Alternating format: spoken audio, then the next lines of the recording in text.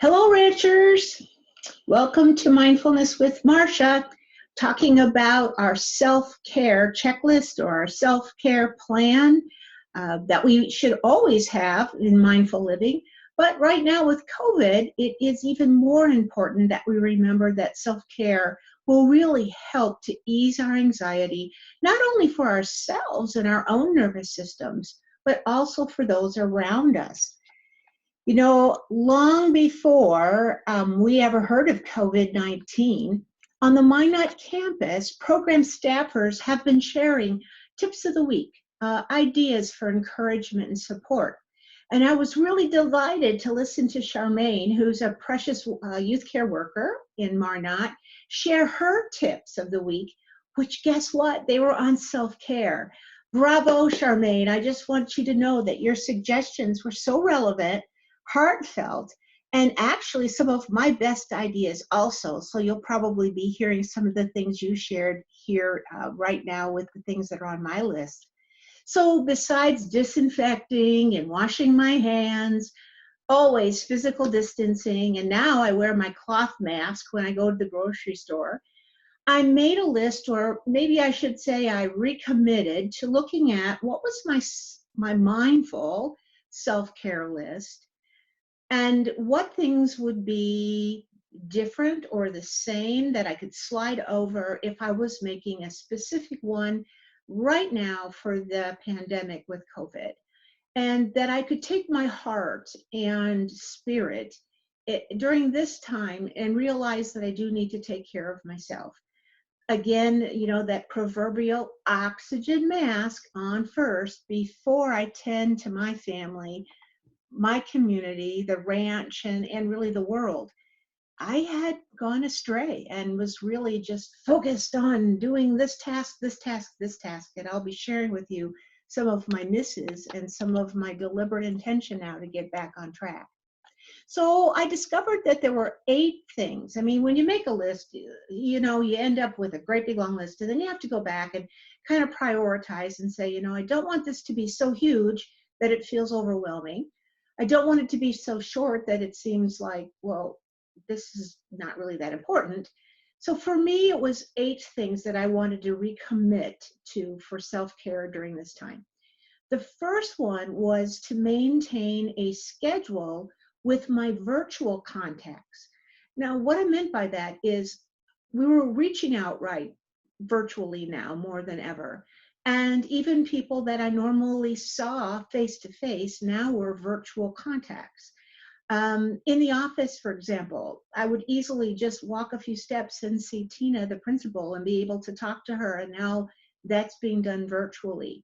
So it was a great time for me to make sure that I was scheduling and not just, oh, I got to call this one. Oh, I better check on my mom. Oh, I better check on my friend back in Indiana. Oh, I better.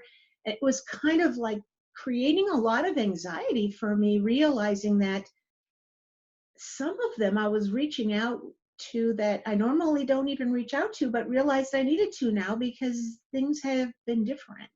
So it's a great time for me to check on the ones that mattered to me and those who I really get to see because they're so far away, and those who I'm not seeing now because of this whole physical distancing.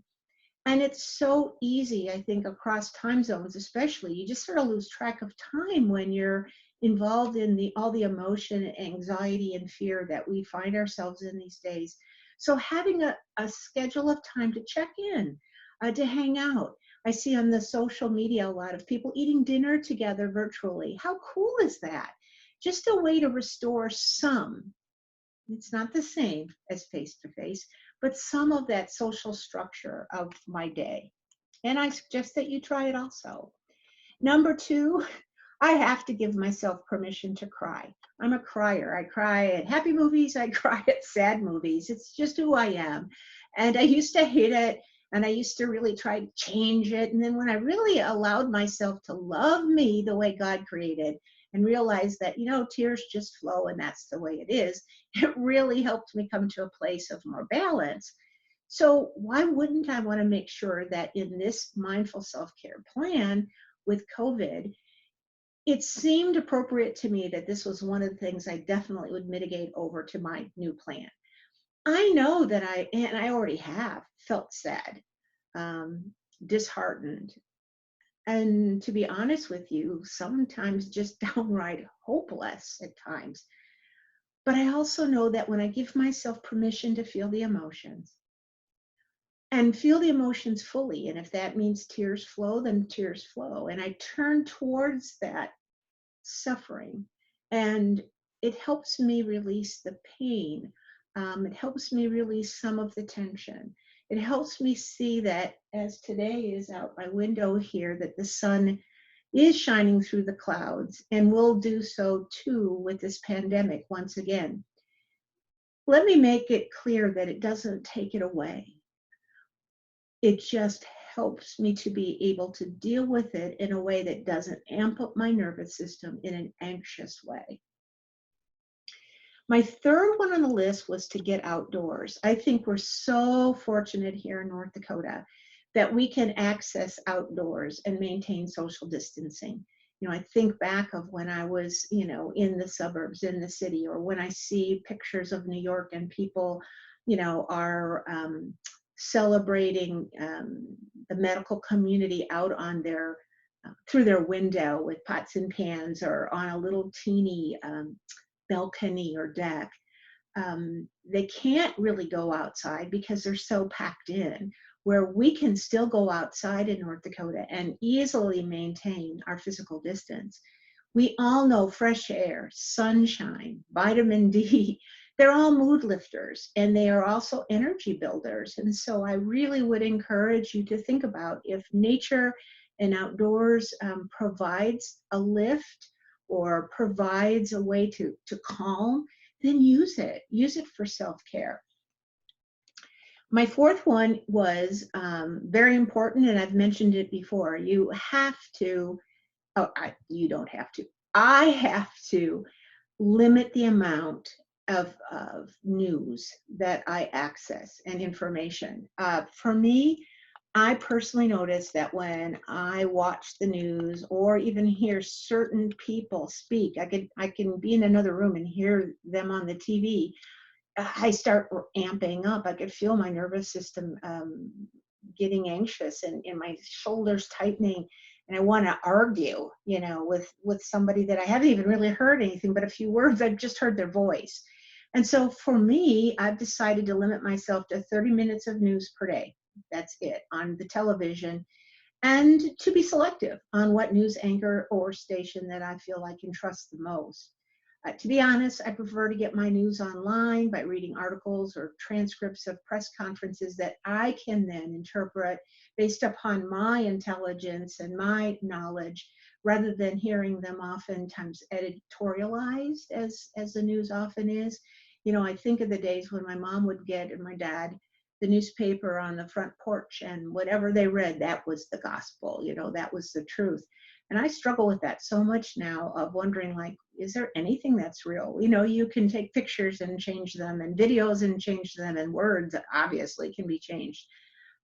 It's hard to trust. It truly is. So I make sure too that I don't read or watch any news before I go to bed, because it can get me all worked up, and that's counterproductive for number five. Number five is sleep. And I've mentioned that here many, many times before in mindful living. We can't be our healthiest physical selves, nor deal with our intellectual and emotional well-being without adequate sleep. So my question to you is, how are your Z's lately? Do you need some attention? Because they're so important during times of stress and anxiety and change. But I should really probably say that in my belief is they're so important at all times, but especially now. Number six, I think that working at the ranch, we are service-oriented folks. We want to be here because we want to make a difference in the lives of the children and families that we serve. We want to be present. We want to make a difference.